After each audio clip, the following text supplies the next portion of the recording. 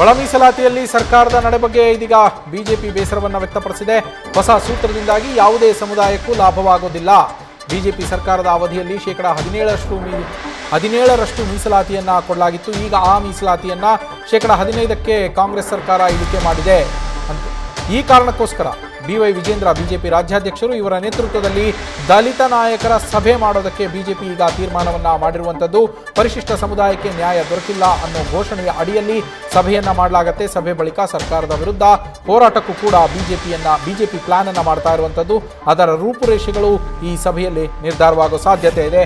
ನಮ್ಮ ಪ್ರತಿನಿಧಿ ಗಣಪತಿ ಫೋನ್ ಸಂಪರ್ಕದಲ್ಲಿದ್ದಾರೆ. ಗಣಪತಿ, ಬಿಜೆಪಿಯವರು ಎಸ್ಟಿ ಸಮುದಾಯಕ್ಕೆ ಮೋಸ ಆಗಿದೆ ಅನ್ನುವ ಕಾರಣಕ್ಕೋಸ್ಕರ ಸಭೆಯನ್ನ ಮಾಡೋದಕ್ಕೆ ಮುಂದಾಗಿದ್ದಾರೆ. ಯಾವ ಉದ್ದೇಶವನ್ನ ಇಟ್ಕೊಂಡು ಈ ಸಭೆಯನ್ನ ಮಾಡ್ತಾ ಇರುವಂತದ್ದು ಗಣಪತಿ?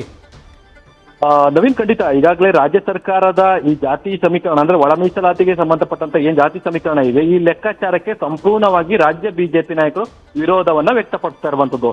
ದಲಿತದಲ್ಲಿ ಬರುವಂತಹ ಎಡ ಮತ್ತು ಬಲ ಪಂಗಡಗಳಲ್ಲಿ ಬರುವಂತಹ ಸಮುದಾಯಕ್ಕೇನಿದೆ ಅದಕ್ಕೆ ಸಂಬಂಧಪಟ್ಟಂತೆ ದಲಿತ ಎಡ ಸಮುದಾಯದಲ್ಲಿ ಇದಕ್ಕೆ ಈಗಾಗಲೇ ವಿರೋಧವನ್ನ ವ್ಯಕ್ತಪಡಿಸ್ತಾ ಇರುವಂತದ್ದು.